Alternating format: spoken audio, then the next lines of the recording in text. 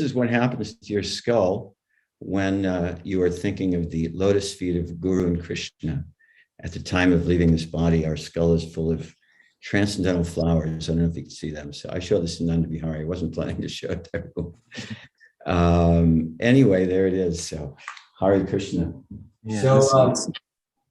Yeah, I wanted to just commend you, Nanda Vihari, for being such a personalist and personally greeting all the devotees on this call. It's just, that's our mood. We're personalists.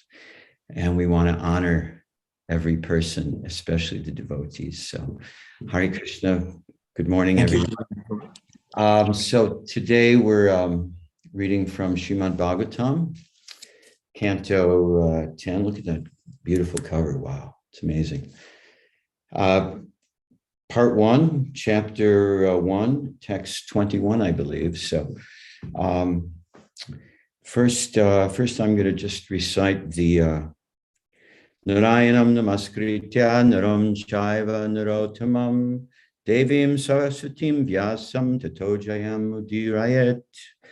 Before reciting this beautiful Srimad Bhagavatam, which is the very means of conquest, one should offer respectful obeisances unto the personality of Godhead, Narayan, unto Narayan Rishi, the supremmost human being, unto Mother Saraswati, the goddess of learning, and unto Srila Vyasadeva, the author, and unto A.C. Bhaktivedanta Swami, Srila Prabhupada, the author of this version, the translator and purveyor of the highest transcendental truths, Srila Prabhupada Ki Jai.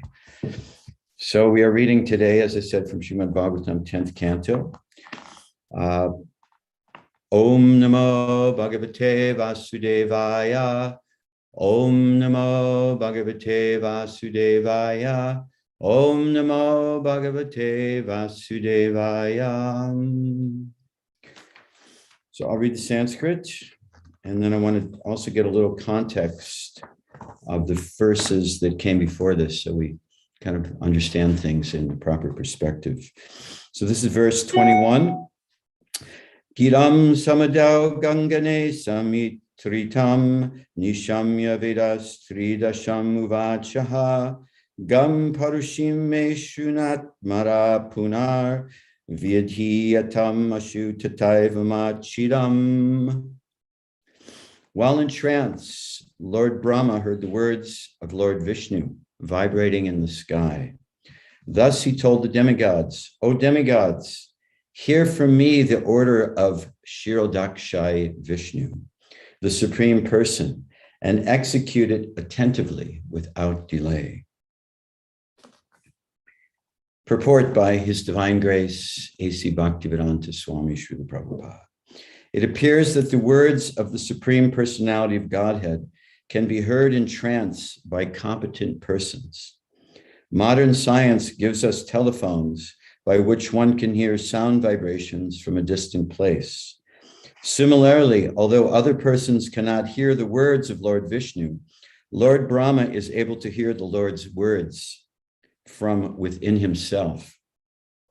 This is confirmed in the beginning of Srimad Bhagavatam. Tena Brahma Hridaya Yad Adikavaye. Adikavi is Lord Brahma. In the beginning of creation, Lord Brahma received the instructions of Vedic knowledge from Lord Vishnu through the medium of the heart, Hrida. The same principle is confirmed herewith. While Brahma was in trance, he was able to hear the words of Kshirodakshai Vishnu, and he carried the Lord's message to the demigods. Similarly, in the beginning, Brahma, the first received the Vedic knowledge from the Supreme Personality of Godhead through the core of the heart. In both instances, the same process was used in transmitting the message to Lord Brahma. In other words, although Lord Vishnu was invisible even to Lord Brahma could hear Lord Vishnu's words through the heart. That's amazing. Just imagine if we could hear Lord Vishnu's words through the heart, and we can. The Supreme Personality of Godhead is invisible even to Lord Brahma, yet he descends on this earth and becomes visible to people in general. This is certainly an act of his causeless mercy, But fools and non-devotees think that Krishna is an ordinary historical person. Because they think that the Lord is an ordinary person like them, they are described as mudha, avajananti mang mudha.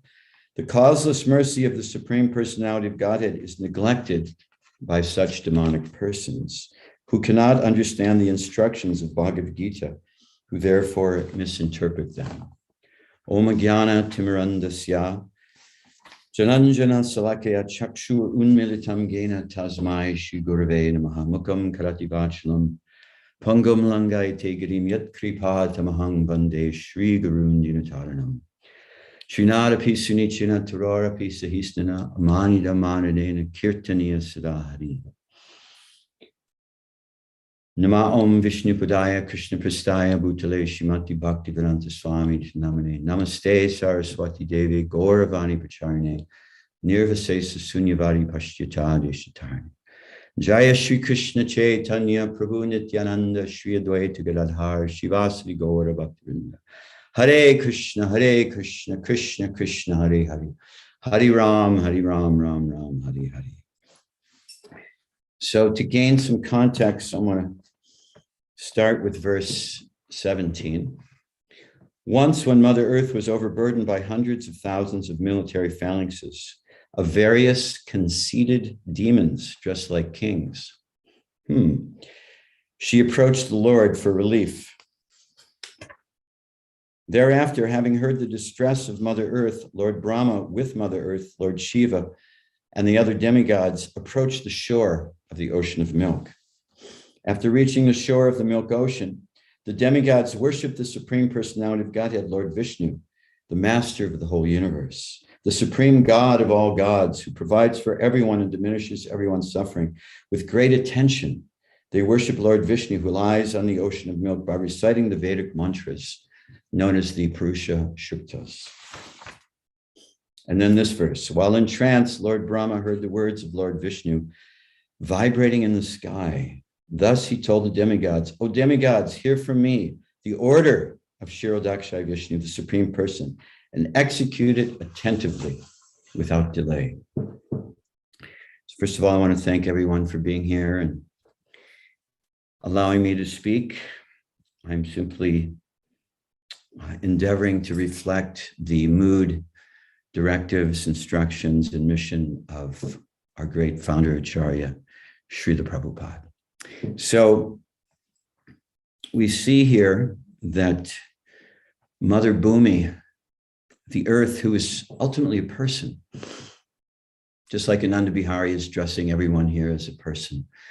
We're living in this world that's segueing into this transhumanist, impersonal AI, robotic type of fourth industrial revolution mode.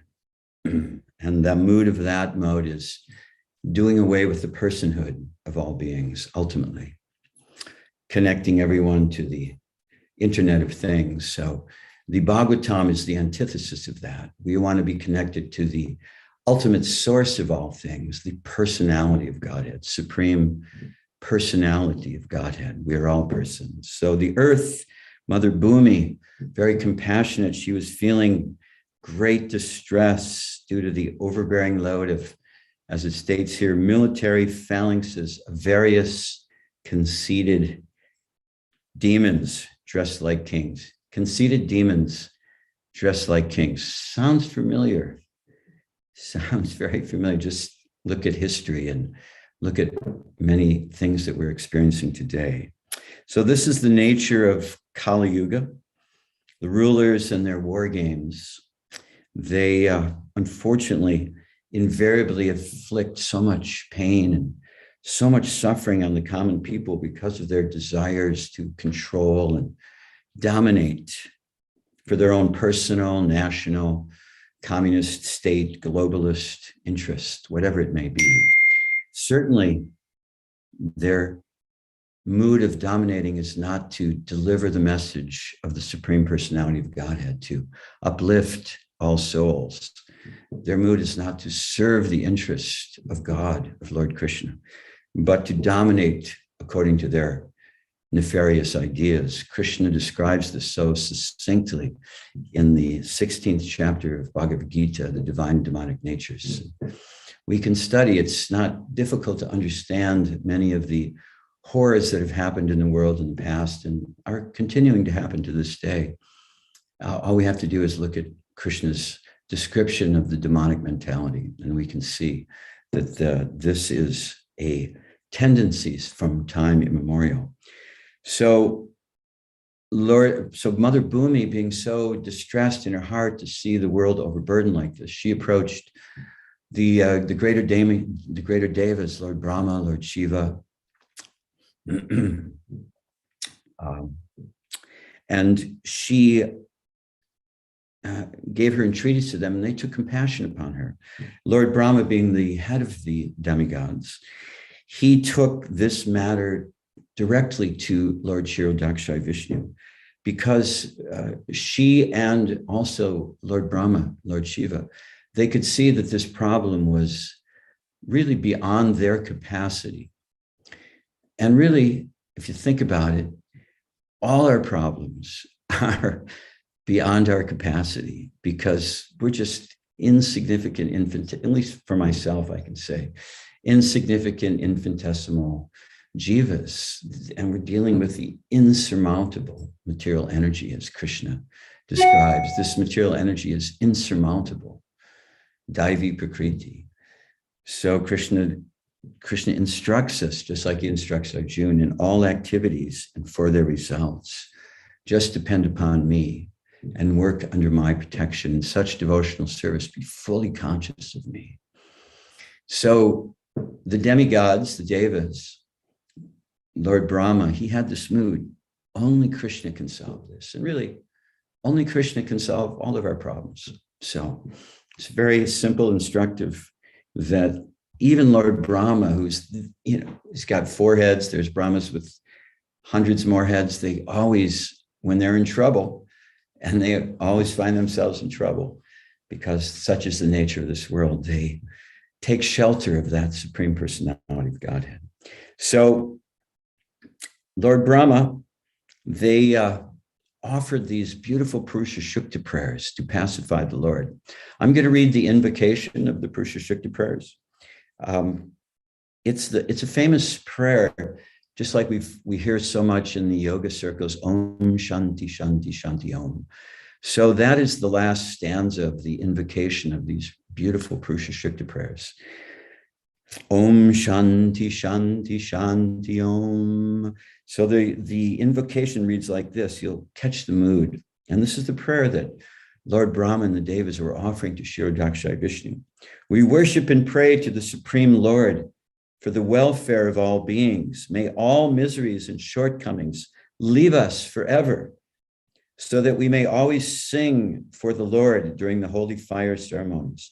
Check this out. May all medicinal herbs grow in potency, so that all diseases may be cured. Not all chemicals, all medicinal herbs. May the gods rain peace on us. May all the 2-legged creatures be happy, and may all the 4-legged creatures also be happy. May there be peace in the hearts of all beings in all realms. Wow, that's a spectacular prayer. So we can notice that these prayers have this beautiful, deep mood of compassion for all living beings. Just may all miseries and shortcomings leave us forever. May all medicinal herbs grow in potency, so that all diseases may be cured. May the gods rain peace upon us. It's just, wow, so beautiful. So this is the mood of the pure devotee. And this is the man, we're all meant to become pure devotees. This is the mood that is so pleasing to the Supreme Personality of Godhead, Lord Krishna. It's the mood of love. And Krishna says that there's no one more dear to me than one who exhibits this mood of compassion for the conditioned souls. We're all experiencing, even as devotees, the sufferings of the material world, whether it be our mind, our body, other relationships which are troublesome, our economic situation, temple management, the condition of the world, a pandemic, or whatever we may call it. Just so, and we have Krishna, we have Srila Prabhupada, we have our spiritual masters. What to speak of the other living beings? They have nothing. They have their mind, they have some philosophy, but they don't have that shelter of the lotus feet of the Lord. It's incomparable. So Prabhupada describes, I'm going to read a passage from a morning walk in Perth, Australia, 1975, where Prabhupada describes this mood of the devotee. And Prabhupada said, this mood of love, this mood that is described in the Purusha Shukta prayers, which so much pleased Lord Kshirodakshai Vishnu. So Prabhupada said, we are giving Krishna consciousness. That is loving, real loving. We are giving him eternal life, bliss, meaning the conditioned soul. Unless we love them, why are we taking so much trouble? The preacher must love the people. The preacher must love the people. Otherwise, why is he or she taking? He can do it for himself at home. Why is he taking so much trouble? Why, in 80 years old, I have come here if I do not love? So who can love better than a preacher? So this is the mood of Srila Prabhupada.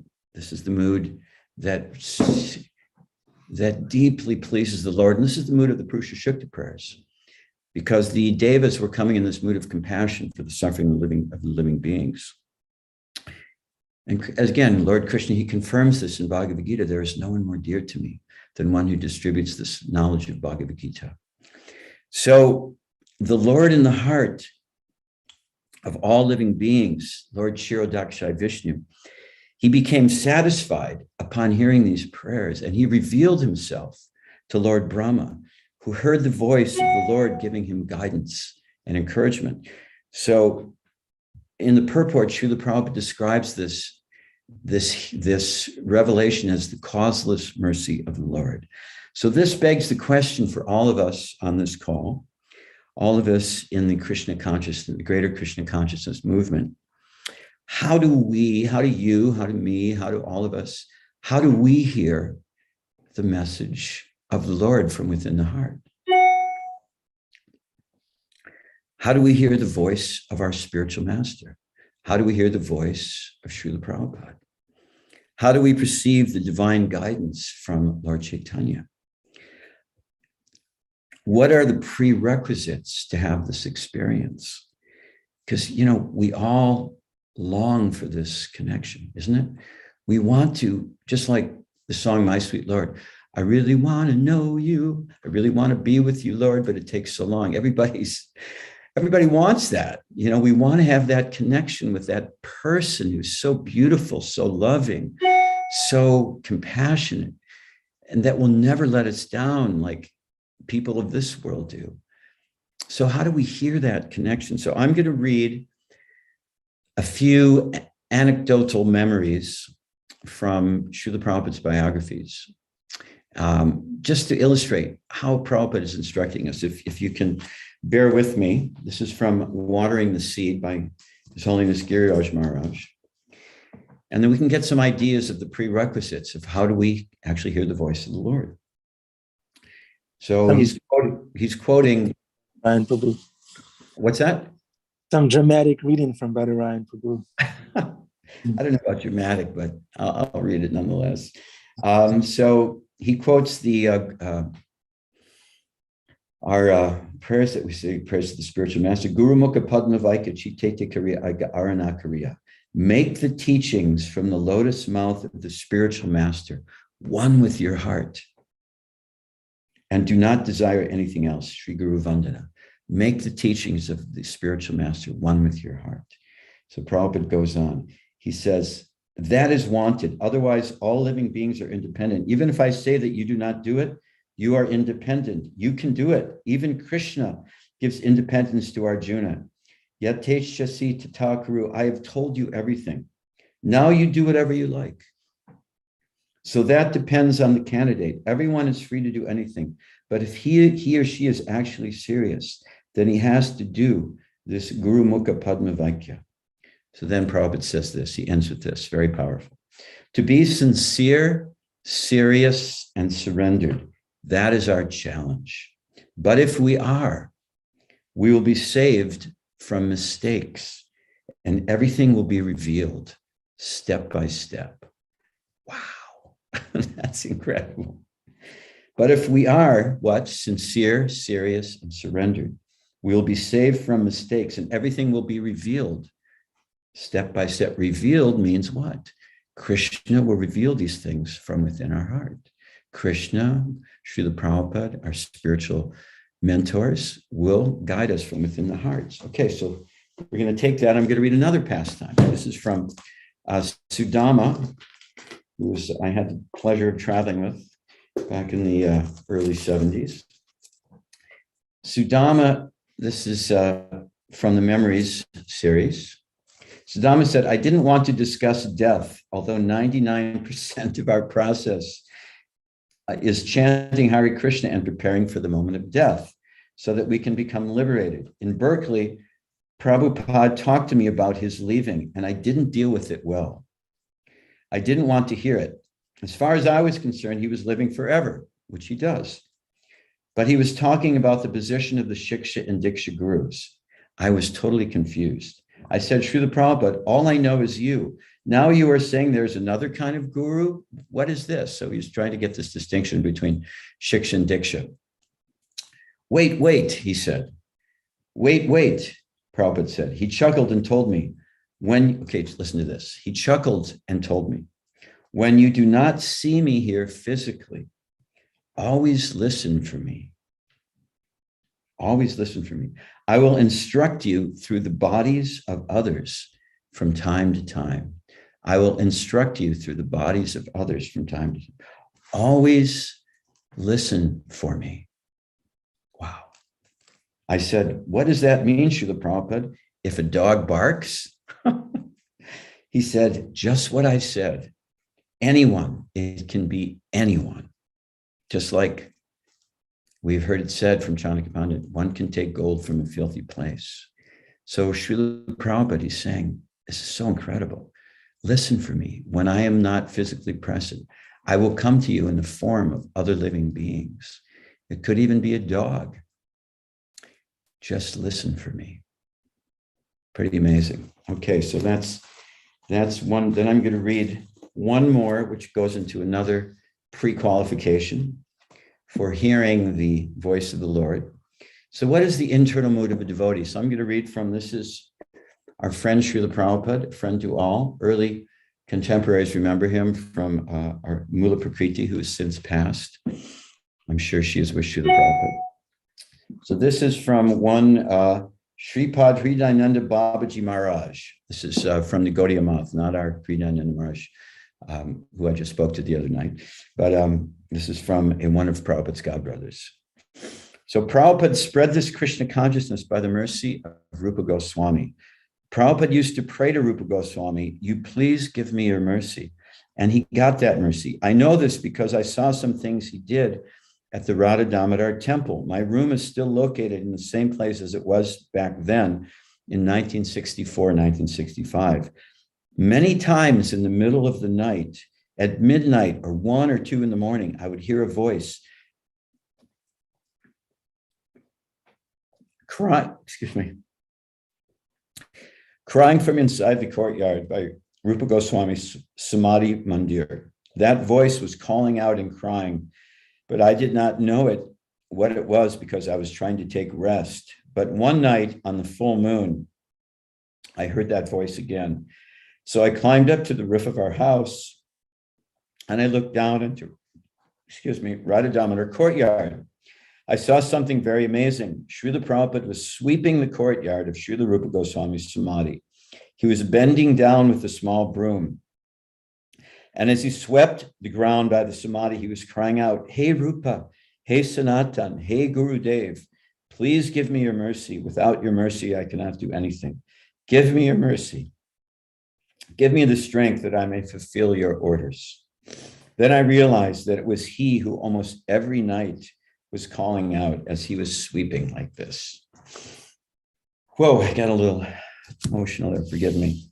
So, wow, just, let's just take that in for a moment. So Srila Prabhupada, he was every night sweeping the samadhi of Rupa Goswami while he was living at the Radha Damodar temple. Humble, just like Prabhupada when he came on the Jaladuta, he signed the prayer, you're insignificant beggar, A.C. Bhaktivedanta Swami. So Prabhupada was sweeping the samadhi as a humble, menial servant, even though he was descended from the spiritual world. And he was just begging for the mercy to become empowered. So many instructions from these anecdotes that I read, and I'm just going to go over what I gleaned from them, that these are the prerequisites to hear the instruction from the Lord from within, because as Prabhupada was saying previously, we make mistakes. And we can be guided if we're serious and sincere and surrendered, so that we don't make mistakes. Because when we make mistakes, it really messes up our life. We all have this experience and like, oh my God, I can't believe I did that.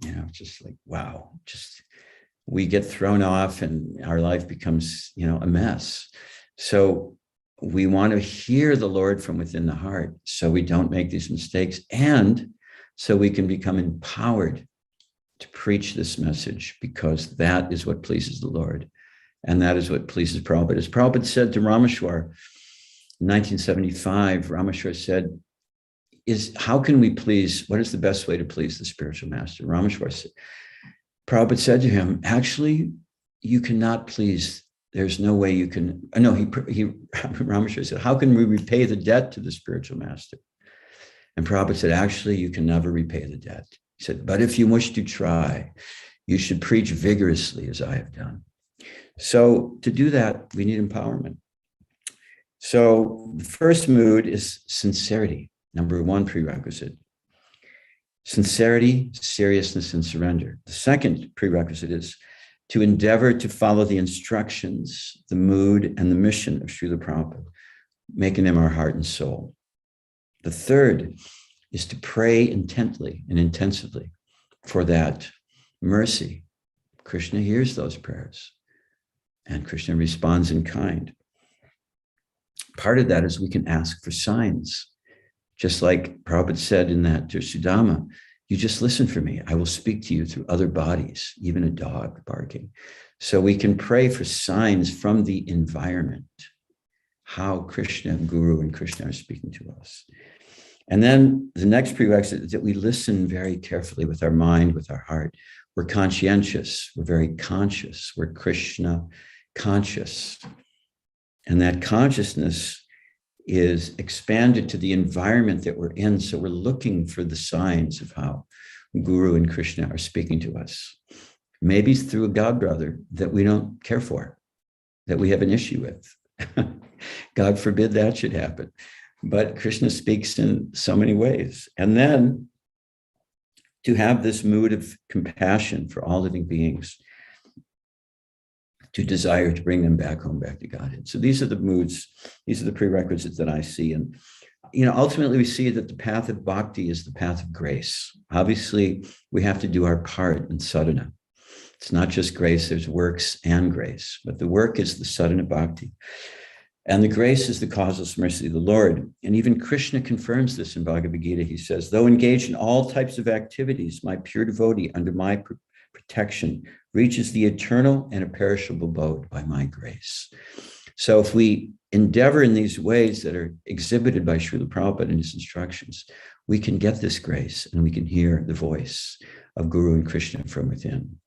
So I want to end there, and I want to just bring up one last point, is that we also have to be very careful to distinguish from the mind and its tendency to speculate and engage in various levels of sense gratification, whether it be gross or subtle. We have to be able to distinguish that from the voice of the Lord. So, there's a system of checks and balances, Guru, Shastra, and Sadhu, that we can check whether this voice, whether this sign from the environment lines up with Guru, Shastra, and Sadhu. So I want to open it up for questions and discussions. One thing that I would like to ask the devotees is their experiences that they may have had of hearing the voice from within or some kind of sign from the environment where they really felt and got confirmation that this was Krishna speaking to them or Guru speaking to them. So that's one thing that I love to hear from the devotees. And the other thing is the experience that we may have of being fooled, thinking that the voice was coming from Super Soul, but actually it wasn't. And we ended up in trouble. So Ananda Bihari, could you call on different devotees to share their thoughts and experiences in this regard? Yeah, Badarayan Prabhu, beautiful presentation. I just wanted to reflect quickly before we open the floor for others to share and reflect. I really liked your point how this other living entities, they have nothing. We have Prabhupada, we have service to do, we have Prashadam, Devotees Association, we have Sadhana. They have nothing. Therefore, I was thinking, we shouldn't really judge them or being too hard to them or taking things personally from them, holding a grudge. They have nothing. Therefore, we should give them. We shouldn't judge, and we should give them. We should actively give them access to this mercy, to those attitudes that you described so wonderfully, of being compassionate, of following the instruction. Really nicely done, Badarayan Prabhu. Really, I wrote it all down from my reference. And I'm gonna. So next time I'm outside, if I see a dog, I'm gonna get down on my fours. I'm gonna see if there's any divine message. That's hysterical. Yeah, beautiful points, Prabhu. Yeah, thank you for making these points. This is the mood of the devotee. We don't take things personally, just like Prabhupada used the example of Lord Jesus, he was crucified. Devotees, we have to be very trinata pisa nichana tarara pisa histana mani namana dena kirtaniya sadahari. We have to feel ourselves very humble and tolerate the insults of this material world and the onslaughts of relationships with others, which may be not to our liking, and or people that we're maybe trying to cultivate or preach to, or even our God brothers or God sisters. It's just this world it's Kali Yuga. It's fraught with the tendency to become engaged, upset over trifles, really. So it's just like if you've read the book, The Four Agreements, the first agreement is I think it's be impeccable with your word, but the second agreement is never take anything personally. Just imagine if we never took anything personally. But, I just thought of something, but we took it personally as coming from Krishna. We don't take it personally for our false ego, but we take it personally as coming from the Lord to help us to become tolerant. So anyway, thank you for that, Ananda Bihari. Yes, thank you. Okay, Andrea, Hare Krishna. Hare Krishna, Badarayan Prabhu. Thank you so much for the class. Your mention of the dog and then Ananda Bihari mentioning dog made me actually think of, because I was just like, I can't think of any time that Krishna has talked to me in that way, but I realized that he actually did with our previous dog from our dog that we have now, when she was in the last 6 months of leaving her body. I realized that the whole process was part of Krishna speaking to us, because I got so concerned during her leaving her body that she might leave her body and not be listening to the holy names. And at that time, we both didn't work from home, so we weren't home all the time, that I got it into my head that we had to have kirtan playing all the time. And so I got obsessed with putting something playing kirtan in all the rooms that she might be, walking during the day, that it had to be playing all the time. And then it progressed from there, where I became obsessed with the fact that, oh my God, what if she left her body while we're sleeping and we're not going to be awake to chant for her? So then I got obsessed with playing Srila Prabhupada chanting on a loop while we were sleeping. And it ended up being something that was purifying for us, because we were also listening to all these kirtans when we were home to make sure that she was hearing it. And then we kept listening to Prabhupada. And even after she left her body, we couldn't stop the practice of hearing Prabhupada while we were sleeping. We kept going with it. and just and seeing the transformation in terms of both myself and my husband, to our relationship to the holy name and to the Gita and to the devotees when she did leave her body. There's just so much more to it that I didn't realize was a message from Krishna that was coming through that little soul that was embodied at that moment in a dog's body. So that's what kind of came to mind. Thank you. Wow, that's beautiful. Yeah, it's amazing. Yeah, Krishna was coming to you in the form of your dog.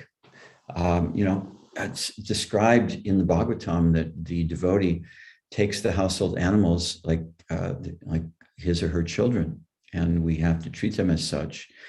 And in this case, it's so beautiful, Andrea, that this pastime of yours, because it through the passing of your dog and wanting to take care of your dog, you just became obsessed with Shravanam Kirtanam for the dog and then for your whole family. And then that continued on. So Krishna, it's just like, it's amazing, just this whole dog pastime. And then there you go. You were wondering how was Krishna, and then you just revealed it. It's so beautiful. Thank you very much. Yeah, we don't look down on dogs. The dogs are facilitating our remembrance of Krishna. Oh, thank you for sharing. I'll have to show you our dog if I can bring her in the room. Anyway, let's hear Julia. from devotees. Julia. Hare Krishna Prabhu Badarayan. This was such an amazing class. Thank you so much. I wanted to address both of your questions, but I didn't necessarily have specific examples. I'm living at the Bhakti Center right now. I moved in last week, and Ki Jai. Yeah, Jai for sure. It's been absolutely incredible. And in terms of hearing Krishna in the environment around me, I've noticed that concepts will arise in multiple conversations throughout the day. And I realized that Krishna is trying to lead me further down this line of thought. And it all feels very synchronous and aligned in terms of things that I might perceive to be Krishna's guidance from within my heart, but really are just the hankerings of the mind.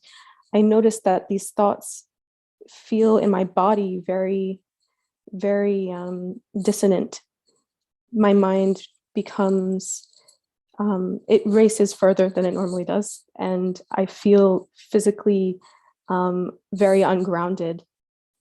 And sometimes it can be hard to notice that that's my experience, because especially in New York City, we're so used to the hustle and bustle of everything. So just being able to recognize that I'm separated from myself, the messages from Krishna feel much more peaceful and help me stay grounded. I had a question as it relates to something you were talking about early on in your class. You were talking about the insurmountable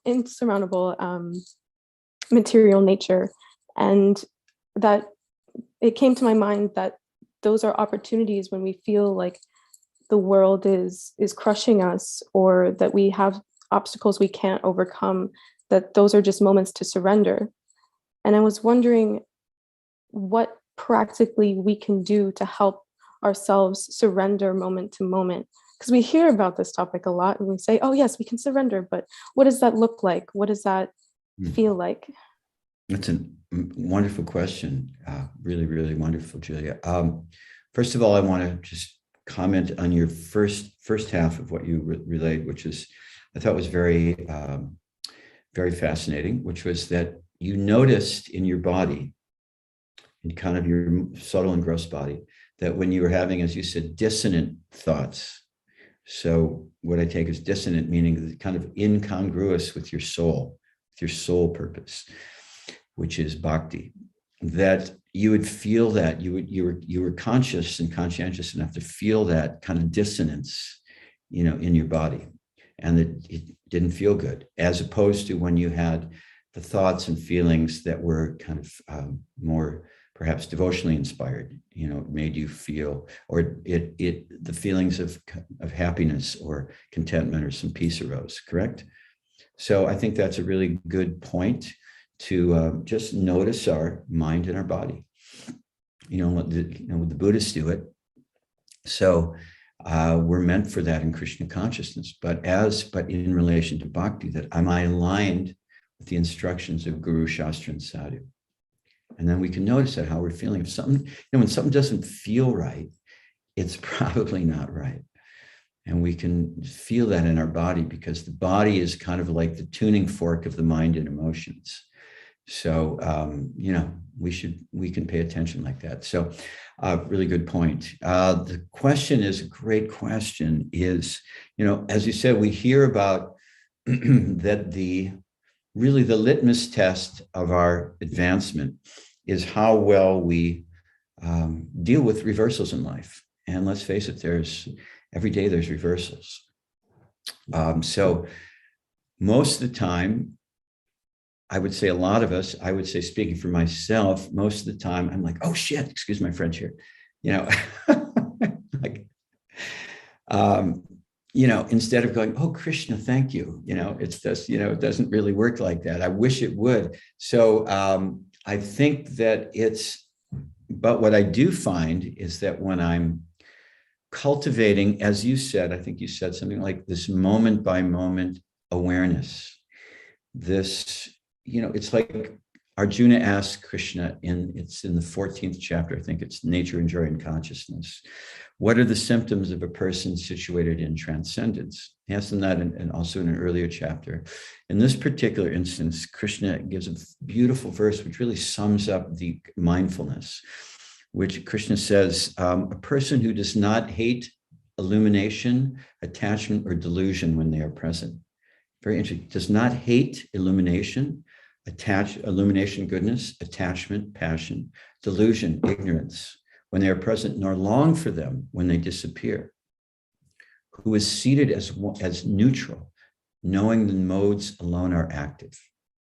And Krishna goes on from there. So it's like there's this, if we are in the mood of the witnessing because we're the consciousness, we're the soul. So we're not the body. So we can kind of cultivate this separation of mind, of consciousness from mind body, and just be aware of our thoughts and cultivate that on a moment-to-moment basis. At the same time, being aware of Krishna and asking Krishna for his help. So it's kind of this combination of praying to Krishna, please help me be conscious of the reversals in life as your mercy, rather than reacting to them in an OSHIT way, rather than reacting, but responding from this position of the observer. And that's what Krishna is saying. I want you to be neutral, knowing that the modes alone are active. And one who looks upon a stone, a pebble, gold is the same. Honest well-wishers or enemies is the same.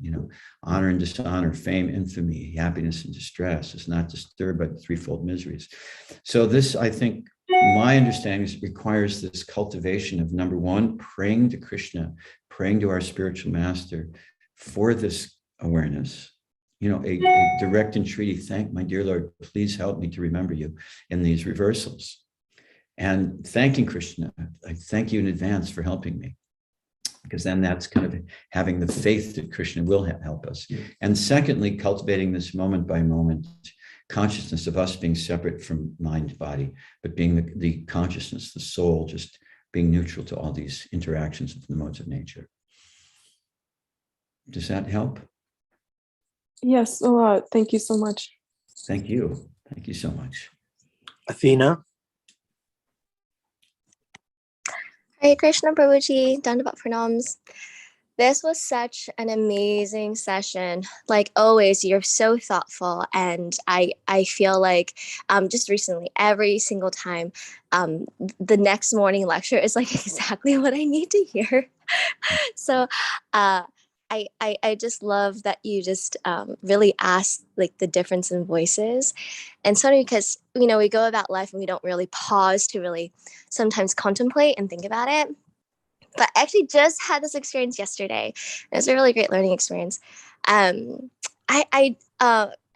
I love preaching and I love talking about our philosophy, but I'm also a very big interfaith advocate. And the regular participants here know that I ask a lot of interfaith questions, but it's also because I engage in interfaith dialogues, specifically with a good set of Muslim friends.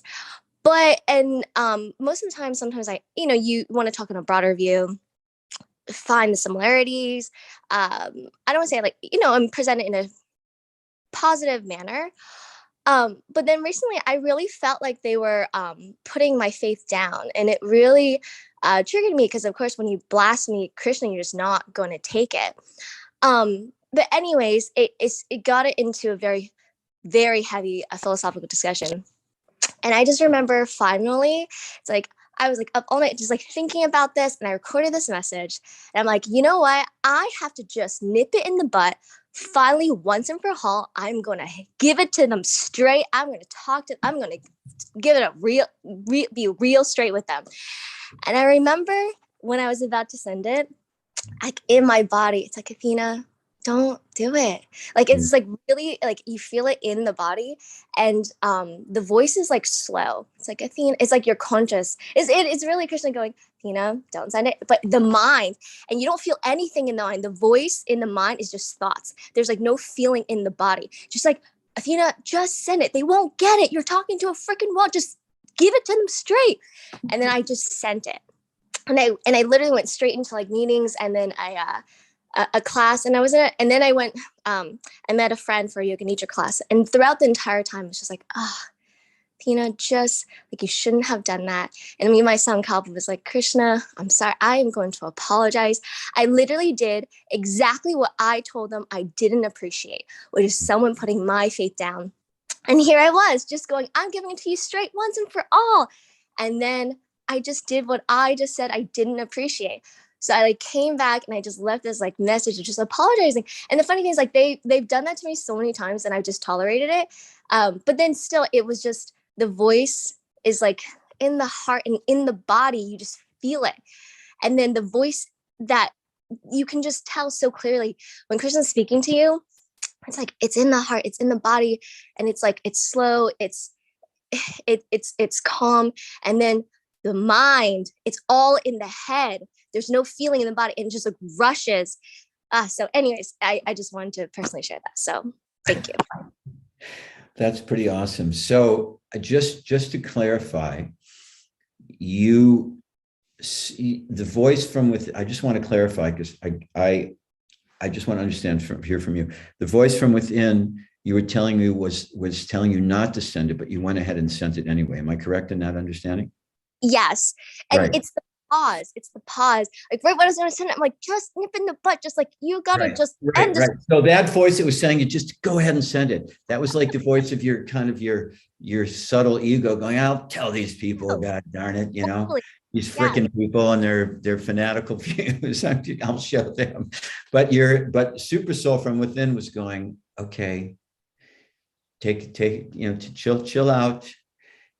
Time out, go to your room for quiet time. Probably not the best idea, because you're not practicing what you're preaching. And how many times have we all done that? We're just like, that's happened to me many times. And then I regretted it. A lot of times my wife is the voice of reason.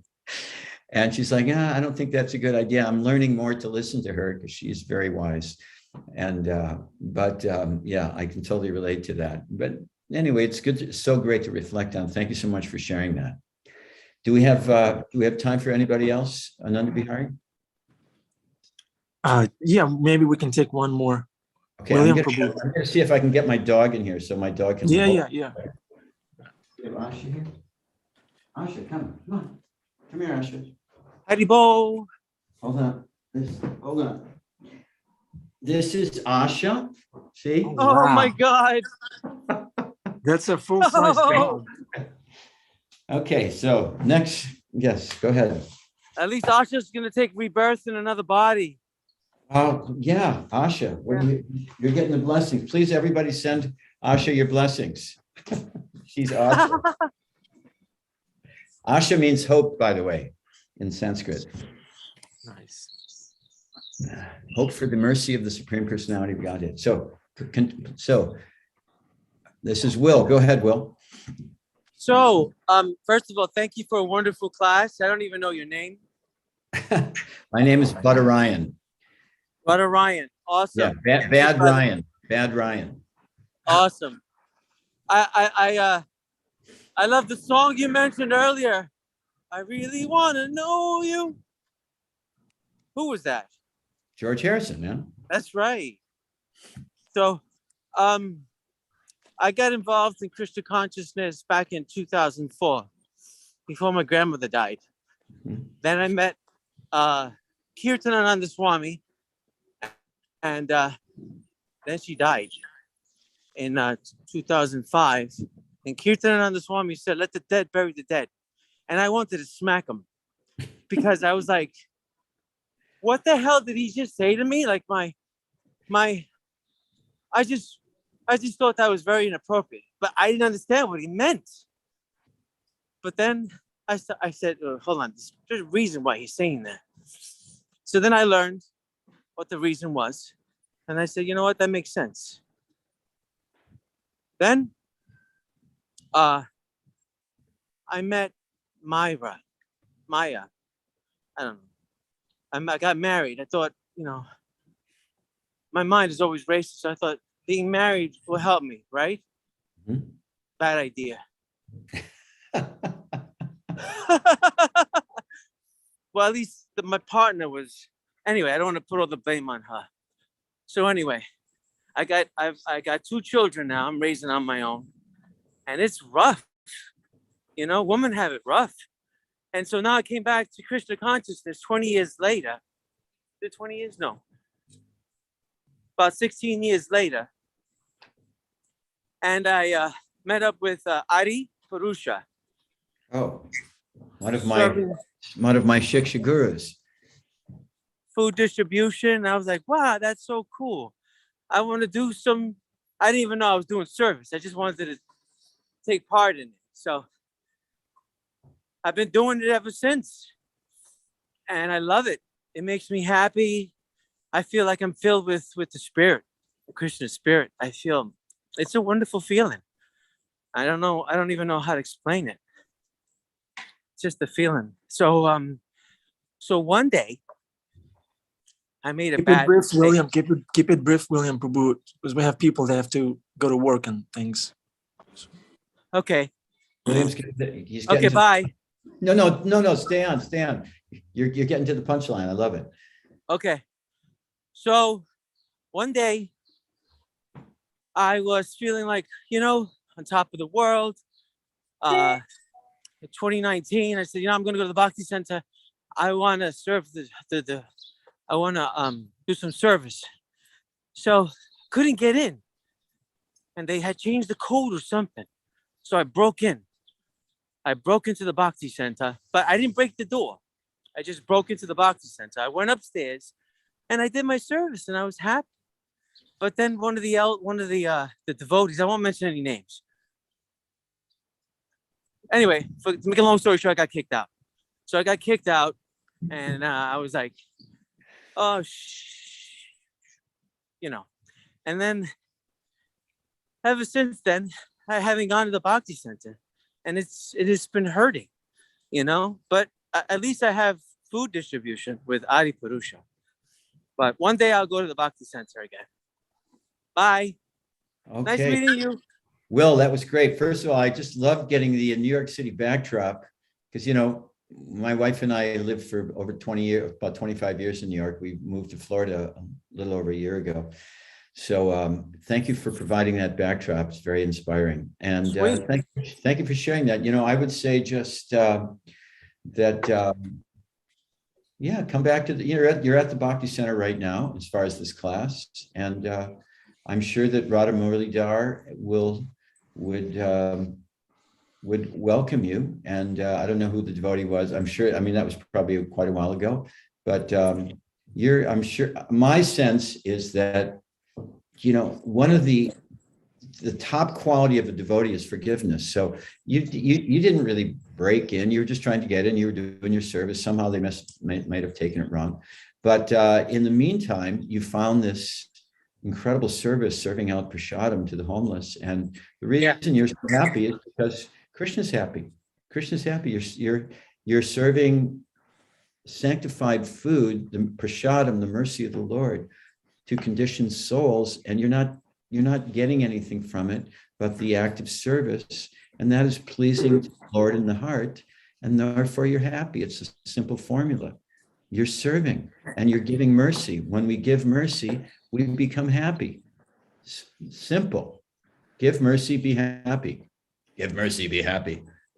That was a good one. That's actually would be a good, good sticker there. So thank you for sharing that, Will. I really appreciate it. Haribo, Hare Krishna.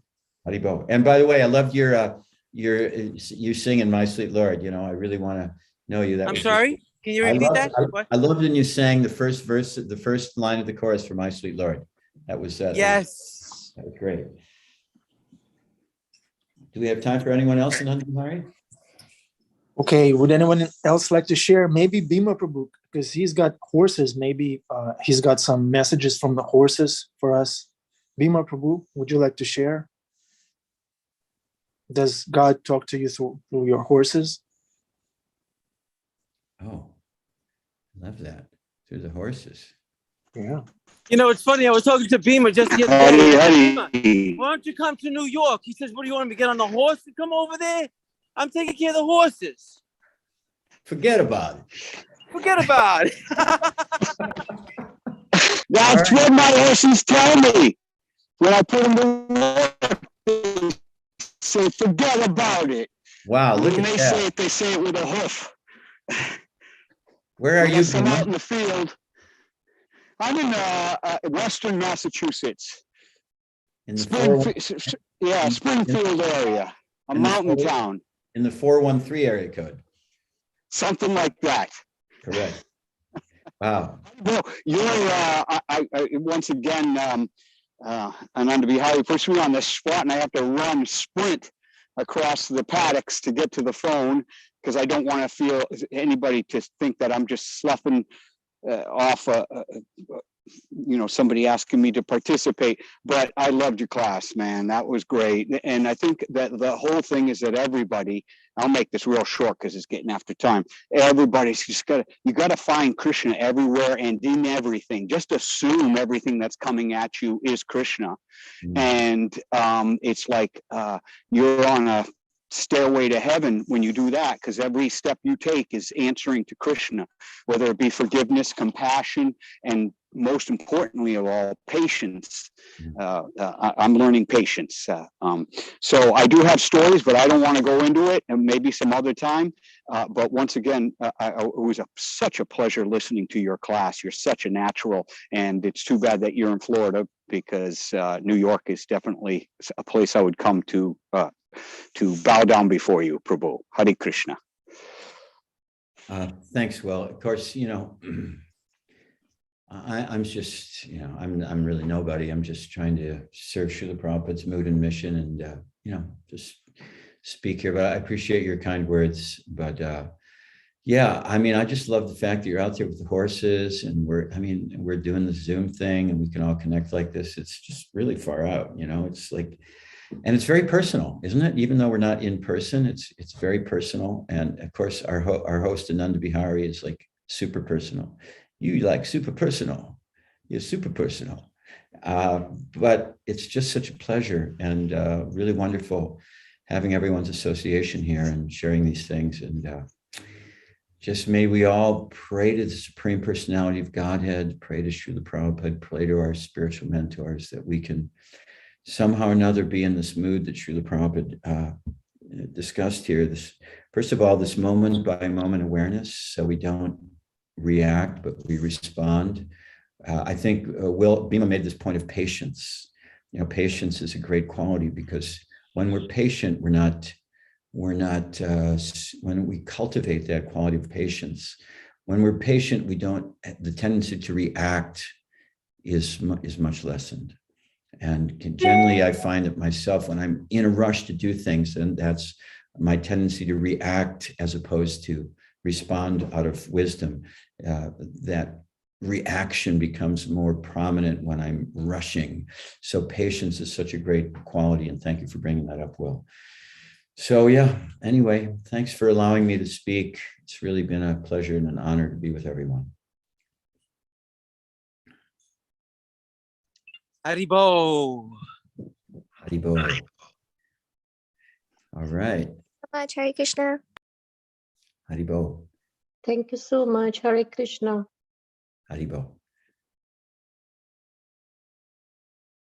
Okay, Ananda Bihari. So am I leaving now? I'm just wishing everybody an Yeah, I'm just saying, I see that Adi Purusha Prabhu just joined. Maybe he wants to say hello. Oh, Let me please, see. please, my Shiksha Guru, Adi. Adi Purusha is like one of those guys that when you're being with Adi, like this guy's going back to Godhead. I know that this guy's going back to Godhead. Yeah, he's a saintly person. And he always puts it, when I complain to him or share something that is unpleasant in my life, he always says, it's not coming from that person. It's coming from Krishna. That's it's because custom made for you. Because Adi has cultivated this mood through so much reversals and tribulations. And after this, I have to go because I actually have a meeting in 20 minutes, so which I have to get to. But so yeah, I'd love to hear from Adi. Okay, I don't think he can unmute himself because it's been some time since we asked him to speak. So, Badarayan Prabhu, thank you very much. Beautiful, lively, interactive, radically personal class. Hari Purusha. Haribo. Hi, Krishna. Okay. Yeah, we just figured. William just figured out. Hello. Hold on. Okay, it's finished. The class. No, it's not. I can hear you. Okay, Akabad, Hare Krishna, accept our obeisances, of course, Prabhupada. Yeah, we had a class here in the kitchen this morning, so we're trying to figure out how to. Hold it's okay. Hold the feet. I'm not asking it all. Thank you very much. Okay, it's fun. It's finished. Can I finish this conversation with him before we start with you? Okay. You're like a machine gun. I can't keep up with you. So if you want to find the link, it's going to be saved in your text messages. All right, now wait. That in a language I don't understand. So forget about everything else. Just be with us. We're hearing everything you say. I'm going to turn off Adi, get with the program, Adi. Let's be present here with us for a few minutes because everybody does have to go, including myself. So I very much would love to hear your thoughts and hear you share something. Well, we're we had class here this morning. We talked a little bit about the idea of ashram. Ashram. Can you hear me? Yes. Yeah, and how there's not only a matter of going to a building, but actually going to the ashrar, to the person. That there's a person that you're taking shelter of. You know what I mean? Ashraya. Yeah, ashraya. So, and now how that experience in the ashram is that actually, on the basis of love and trust, you open your life to guidance and obedience, to somebody who you believe was willing to die for you. That's just like a thought that came across in the class here this morning. But I wasn't listening. We weren't listening to your class we had here. But I don't know if that's out of the blue or if that's appropriate in connection with what you talked about. It is totally out of the blue, and it's out of the blue, Lord, and it's totally appropriate. It's out of the blue. And how wonderful is Krishna. He managed to give us something to contribute, even though we're not very qualified. Oh, glory to Prabhupada. Thanks, Adi. All right. Okay, Hare Krishna. May everyone have a transcendental day, remembering the lotus feet of Krishna and Guru. Can I turn this off now? Thank you, Badarayan Prabhu. Thanks everyone for tuning in today. Thanks, Ananda Bihari. So I love you as a host. It's just an honor. I love everybody on this call every morning. Thank you very much. Badarayan Prabhu, my obeisances to you and your dog. If your dog has any divine messages for me, give me a call. And I'm wishing everybody a wonderful day.